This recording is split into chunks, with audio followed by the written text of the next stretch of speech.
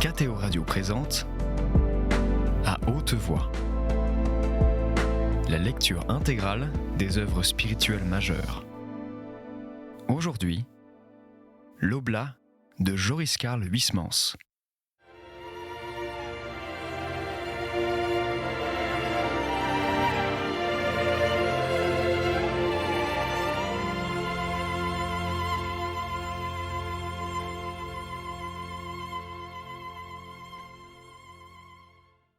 Cette infirmité était issue d'une vertu vraiment foncière, d'un ardent désir de perfection, et l'on s'expliquait son étroitesse d'esprit, son bégueulisme lorsqu'on songeait que tout était pour lui une cause d'appréhension, un sujet de reproche et de plainte. Mais cela dit, il fallait reconnaître qu'il était homme de bon sens, expert à mener les âmes qui pouvaient tolérer son régime dans les montées de la voie rude, très clairvoyant sur la situation actuelle de son ordre. Durtal revenait un peu de ses préventions en l'entendant s'exprimer fort sagement sur ses élèves. « On rit, disait-il, du fameux moule cher aux jésuites, sans s'apercevoir que sous une empreinte qui semble pareille, il n'y a pas de gens plus différents entre eux que les jésuites. La règle de saint Ignace a plané les défauts, émondé les caractères, mais elle n'a nullement tué la personnalité, comme tant de gens le pensent. Plût à Dieu qu'il en fût ainsi chez nous. Ce qui nous manque, c'est justement un moule où nous puissions couler les débutants. Je sais bien que dans certaines maisons de notre congrégation, on juge ces procédés de culture mesquins et déprimants. L'on n'y parle que de dilater l'âme. Hélas, on ne la dilate pas, on l'abandonne à elle-même. Et puis je veux bien croire que pendant le temps de l'approbation, l'on réussira à inculquer l'esprit de discipline, à susciter le goût de la vie intérieure aux novices, et après, quand ces âmes comprimées auront échappé aux épreuves du noviciat, et qu'elles auront franchi le délai, après lequel cesse la surveillance de la jeune paternité, elles détendront leur ressort, et c'est à ce moment-là que le danger commence. Il faudrait continuer à les tenir en bride et les mater par une occupation absorbante, par un travail assidu, voire même par des labeurs corporels pénibles. Et c'est le contraire qui a lieu. Le bénédictin, soi-disant mûr, est libre, ne travaille que celui qui veut. Et c'est bien tentant de ne rien faire. On finit par se laisser aller, par s'arranger une existence de rentier tranquille. Et le religieux qui ne travaille pas bavarde, dérange les autres, fomente des brigues. Ainsi que le dit très bien notre Père Saint-Benoît, l'oisiveté est l'ennemi de l'âme. Ociositas inimica est anime. Oui, l'on devient des ronds de cuir pieux et l'office lui-même s'en la conserve, avec ses psaumes marinés dans la saumure de leur chant. Le Père Emnaud sourit d'assez mauvaise grâce. Vous avez une façon naturaliste d'envisager les choses et de les résumer qui est plus que singulière.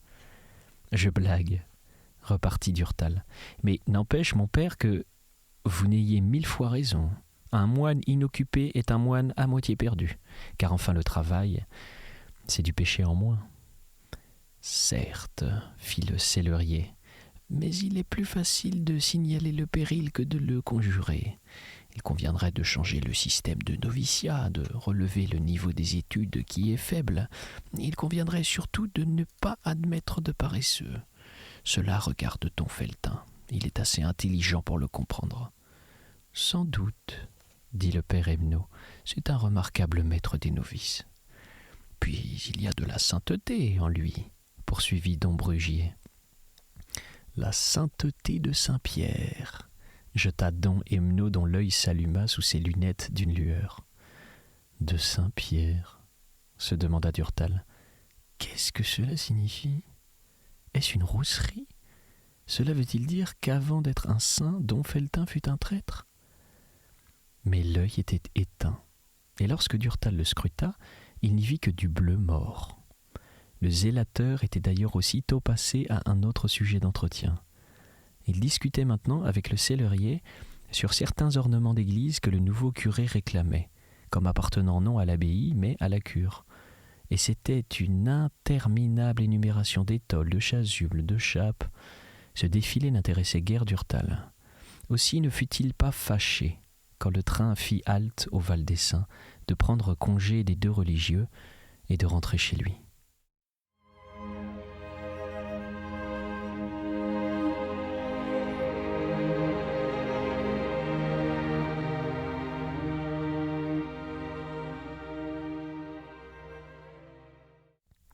Chapitre 9. Dans les campagnes, quand un enfant n'a pas de santé et est incapable de supporter les travaux des labours et des vignes, la mère dit « Il est chétif, ce petiot-là, nous en ferons un prêtre. » Et c'est ainsi que l'abbé Barbanton était entré au séminaire, puis envoyé successivement en qualité de vicaire dans divers villages et enfin promu curé au Val des Saints. Tous les ecclésiastiques auxquels monseigneur Trioreau avait ouvert cette cure s'étaient récusés, sentant très bien la situation penaude qu'aurait un curé en face d'un abbé de cloître. Lui avait accepté, sur la promesse qu'au bout d'un certain temps, il serait transféré dans une paroisse meilleure, ce qui était absolument invraisemblable, car il était bien évident que s'il réussissait dans sa lutte contre l'abbaye, l'évêque s'empresserait de le laisser sur place, et que dans le cas contraire, il ne lui donnerait aucun avancement, ou n'hésiterait pas, s'il le jugeait par trop compromis, à le briser. Dans cet être malingre et vaniteux, il y avait une ambition démesurée de succès. Il se savait soutenu par les hobereaux qu'il avait visités, presque sympathiques au maire, qui, bien que socialiste et libre penseur, était en haine des religieux, enclin à lui accorder son appui. Aussi, à peine fut-il installé au Val des Saints, qu'il engagea la lutte. Et il débuta par un grand coup. Dès le premier dimanche, il voulut faire table rase, détruire en un jour l'œuvre patiemment poursuivie depuis plusieurs années par les moines. Il déclara aux jeunes paysannes, qui connaissaient le plein chant, que l'on chanterait désormais des cantiques. Et il en distribua, dont les airs de guinguette plurent d'ailleurs aux filles.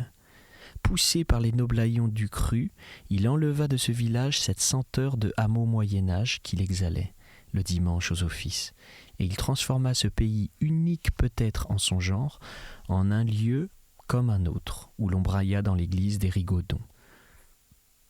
Puis lorsque ses enfants de Marie furent suffisamment exercés pour goualer sans trop d'accros et fariboles, il pria le cloître de lui prêter pour les accompagner son organiste, inoccupé ce jour-là, puisque l'oratoire intérieur ne contenait aucun orgue. Le père abbé était heureusement absent, car n'y cherchant pas malice, il eût sans doute cédé. Mais l'abbé Barbanton eut affaire à Don de Fauneuve, qui, plus méfiant, répondit « Cela dépend. Si vous vous confinez dans le plein champ, oui, autrement, non. » Vexé, le curé répondit qu'il était maître dans son église d'imposer le dimanche la musique qu'il aimait. « Et moi de garder mon organiste ?» riposta le prieur. Ce fut une première cause de brouille. Il s'avisa ensuite de vouloir changer l'intérieur du sanctuaire, en y plaçant de nouveaux autels surmontés de saints façonnés par les plâtriers de la rue Saint-Sulpice. La noblesse des alentours l'encourageait, mais disparaissait dès qu'il s'agissait de délier sa bourse. Il n'en tira que des sommes insignifiantes. Il se rabattit alors sur M. Lampre, sur Mademoiselle de Garambois, sur Durtal, mais ils lui déclarèrent avec ensemble qu'ils ne voyaient pas l'utilité d'enlaidir l'Église. Sa haine pour ces gens qui refusaient d'ailleurs de se confesser à lui et allaient au monastère ou à Dijon pour ne pas passer par ses mains s'accrut. La situation s'avérait nette. Le couvent et ses 3 amis d'un côté, les hobereaux et lui de l'autre. Restait le village. Mais là, la situation se compliquait. Les paysans, d'abord bien disposés pour le curé et furieux contre l'abbaye, qui ne fournissait plus les médicaments depuis que le père Minet divaguait, car personne n'était pharmacien dans la maison, s'exaspérèrent aussitôt que leur nouveau pasteur leur réclama les frais des mariages et des funérailles. Ils s'aperçurent tout à coup que les bénédictins unissaient et enterraient sans jamais exiger d'argent. Et les bonnes femmes découvrirent que, depuis que l'abbé Barbanton gîtait dans le presbytère, on avait supprimé les beaux offices du dimanche qui attiraient quelquefois du monde de Dijon. Et la défense la plus sérieuse du chant grégorien, ce furent les aubergistes qui, lésés dans leurs intérêts, l'apprirent. en attendant la lutte avec le moine sacristain, s'engagea sur toute la ligne. Mais le curé se heurta contre une force d'inertie qu'il ne put vaincre. Le père Baudequin, lui, fuyait comme du vif argent entre les doigts. C'étaient des peut-être, des ce serait à examiner, des nous y réfléchirons. Et ce n'était jamais ni un oui ni un non. La remise des calices et des chasubles qu'il convoitait ne lui ayant pas été consentie, il voulut au moins tâcher de contrarier les religieux qui, pendant les jours de la semaine, étaient maîtres du chœur et y célébraient leurs offices. Et il leur demanda d'avancer ou de retarder leur horaire, sous le prétexte qu'ils seraient ainsi plus à l'aise pour assurer le service des catéchismes et des convois.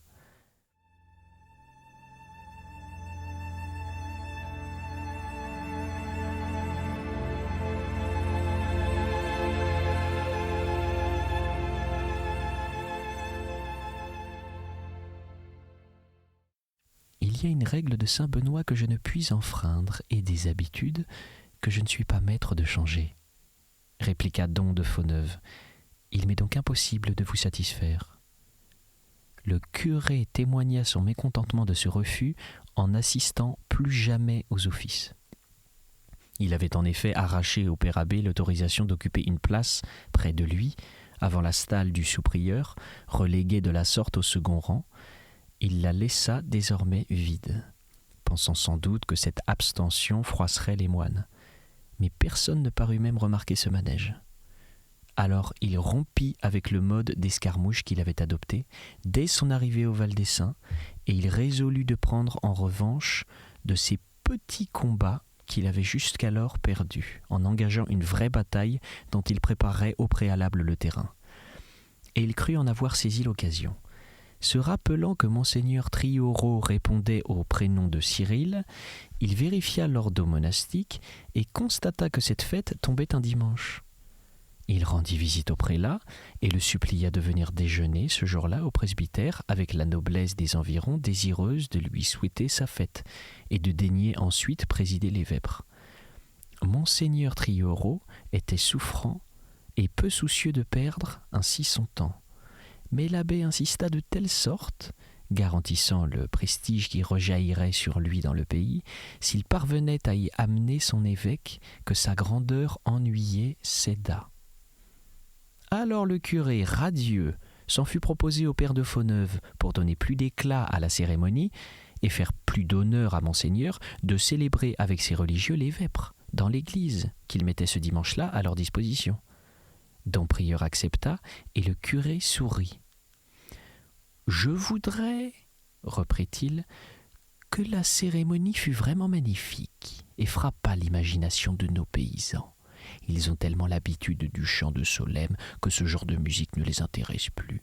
Aussi ai-je pensé à y adjoindre quelques morceaux choisis parmi les meilleurs auteurs de notre temps. Monsieur le baron des Atours, avec monsieur son fils, renforcé de l'un de leurs domestiques et qui possède une belle voix, s'est offert pour les chanter en haut dans la tribune de l'orgue. »« Non pas, interrompit brusquement Don de Fauneuve. Je refuse de participer, moi et les miens, à ce concert. Il existe une liturgie bénédictine que je ne souffrirai pas de voir sophistiquée par je ne sais quelle turlure. Nous célébrerons l'office tel qu'il est, ou nous ne le célébrerons pas à l'église. C'est à prendre ou à laisser. » « Mais je ne vous interdirai pas de chanter vos vêpres, comme vous l'entendrez, » répliqua le curé. « Mon observation ne vise que le salut du Saint-Sacrement qui doit les suivre. » Et un peu méprisant, il ajouta. « Vous conviendrez bien, mon révérend père, que les petits saluts bénédictins, avec leurs deux chants qui précèdent l'habitude, le Tantum ergo et l'hymne Te decet laus, ou le psaume Laudete Dominum omnes gentes, que vous entonnez après, sont courts et ne s'imposent pas, en tout cas, aux masses. Nos saluts sont de même que nos offices, liturgiques. Ils ne comportent aucun répertoire de fantaisie. La question reste donc la même, et je la résume en ces trois mots, tout ou rien. Diable, reprit le curé qui semblait réfléchir. J'ai en quelque sorte promis à monseigneur Triaurot l'hommage de votre présence. Que dira-t-il s'il ne vous voit pas à l'église ? Je l'ignore. Ces conditions vous vont-elles ? Impossible. Je froisserai monsieur le baron et sa famille. Mais songez, mon révérend père, que sa grandeur trouvera certainement étrange l'attitude de moines qui disparaissent lorsqu'elle arrive. Monseigneur est trop juste pour ne pas comprendre le bien fondé de ses motifs, et je compte sur votre loyauté pour les lui faire connaître. Le curé s'inclina. « Ça y est, » se dit-il en quittant le père de Fauneuve. « C'est très malin, » fit monsieur Lampre au prieur qui causait avec lui de cette aventure. « Le curé vous empêche en effet d'accueillir ses propositions et il vous fiche avec l'évêque. »« Qui puis-je » répondit le vieux père. « Le devoir avant tout. » Le comique de l'histoire fut que si ce piège du curé happa les moines, il l'appréhenda lui aussi. Monseigneur Trioreau ne lui pardonna pas en effet de l'avoir attiré dans ce qu'il appelait un guet-apens d'irrespect, et il le secoua vigoureusement, lui reprochant sa maladresse, aussi furieux contre lui que contre les bénédictins lorsqu'il partit. À dater de ce jour, les relations cessèrent presque complètement entre le presbytère et l'abbaye. Puis le curé se vexa d'être tenu à l'écart, et il chercha un moyen de détendre la situation. La fête de Saint-Benoît qui était proche lui parut pour ce dessein propice. Il pensa d'abord à se servir de Durtal comme d'intermédiaire, pour obtenir d'être invité à dîner ce jour-là au cloître. Il s'arrangea de façon à le rencontrer et doucement lui dit « Eh bien, cher monsieur, vous allez faire votre profession d'oblature ? Je serai très heureux d'y assister. Si elle doit avoir lieu en dehors des offices monastiques, je m'arrangerai ce jour-là, afin de vous livrer mon église. » Et il appuya sur le mont, pour l'heure qu'il vous plaira. « Je vous remercie, monsieur le curé, » repartit tranquillement Durtal, « mais la profession d'oblature se fera non dans l'église abbatiale, et il appuya à son tour sur le mot abbatial, mais dans l'oratoire du monastère. C'est vous dire que sauf les moines, personne n'y assistera, puisque l'oratoire est ci dans la clôture. »« Ah, et vous dînerez sans doute à l'abbaye ce matin-là ?»« Sans doute. »« Le réfectoire étant lui aussi situé dans la clôture, » dit avec une pointe d'ironie le curé, « je me demande si, hormis vous et les gens de la maison, d'autres personnes seront conviées à ce repas. » « Je l'ignore. En l'absence du père abbé qu'il remplace, le prieur est maître d'inviter ou de ne point inviter qui bon lui semble.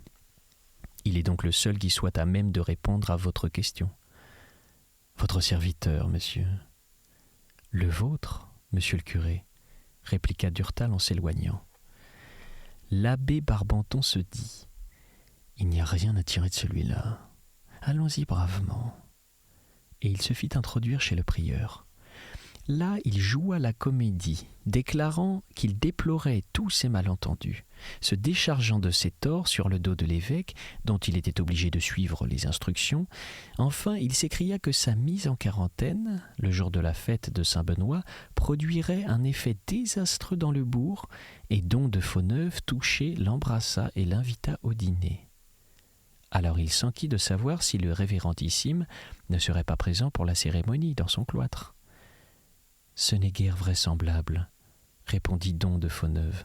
« Le père abbé est en Italie, au mont Cassin, où, comme vous le savez, l'un de ses frères est prophète, et de là il doit se rendre à Rome pour y voir le primat. Il ne sera donc pas ici avant une quinzaine. » Le curé, qui craignait que des moines ne lui jetassent des bâtons dans les jambes en mettant le révérendissime au courant de ses manigances, s'en fut rassuré, décidé du reste à se réconcilier avec tout le monde avant le retour de don Bernard. Pendant ce temps, Durtal se préparait, par quelques jours de retraite, à son oblature. Il pensait alternativement entre les mains de don Feltin, le maître des novices, et de don d'Auberoche, le cérémoniaire. L'un l'interrogeait sur la règle de Saint-Benoît, et l'autre, qui entendait que la cérémonie d'oblature fût impeccable, le contraignait à saluer et à marcher dans tous les sens. Il aurait voulu que Durtal chantât par 3 fois, en haussant chaque fois la voix d'un ton, l'essentiel « Succipe me, domine secundum, eloquium tuum, et vivam, et non confundas, me ab expectatione mea ». accompagné du Gloria Patri, répété par tout le chœur. Ce verset du psaume 118 prescrit pour la profession de ces moines par saint Benoît lui-même dans le chapitre 58 de sa règle, était admirable lorsqu'il était revêtu de sa robe très simple de plein champ. Il était timide et suppliant jusqu'à sa médiante. Puis il s'élevait, plus rassuré, toujours implorant mais plus ferme, et à chaque fois il s'enhardissait, encouragé par l'accent résolu, sûr des religieux, le reprenant, affirmant à leur nouveau frère la certitude du désir exaucé, l'assurance qu'il ne serait pas confondu dans son attente.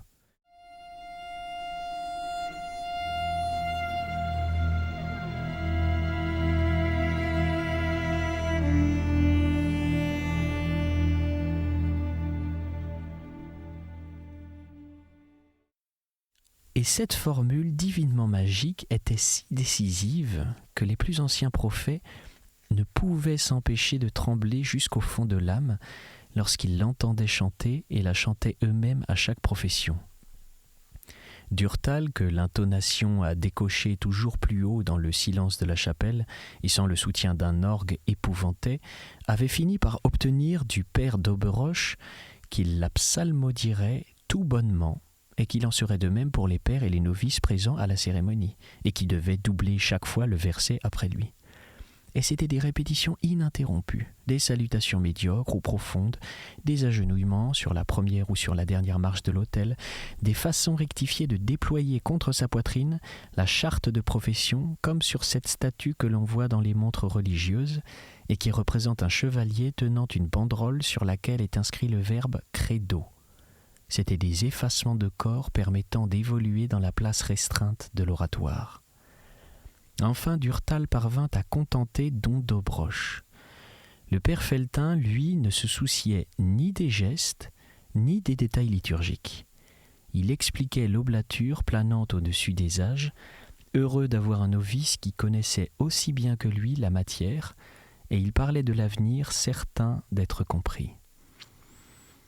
Il convient d'abord de se bien persuader, disait-il, que l'oblature de saint Benoît ne peut, ainsi qu'une œuvre populaire, se diffuser. Elle ne s'adresse qu'à une élite et ne peut par conséquent rester qu'à l'état d'exception. Elle requiert en effet des postulants des conditions particulières, malaisées à remplir. Sa raison d'être, c'est la liturgie. La vie du moine, c'est la louange de Dieu. La vie de l'oblat sent aussi la louange de Dieu, mais réduite à ce qu'il en pourra prendre. Pour atteindre ce résultat, il ne suffit point d'être fidèle à ses devoirs et de communier plus ou moins fréquemment, et il faut aussi avoir le goût de la liturgie, le sens du cérémonial, l'amour de la symbolique, l'admiration de l'art religieux et des beaux offices.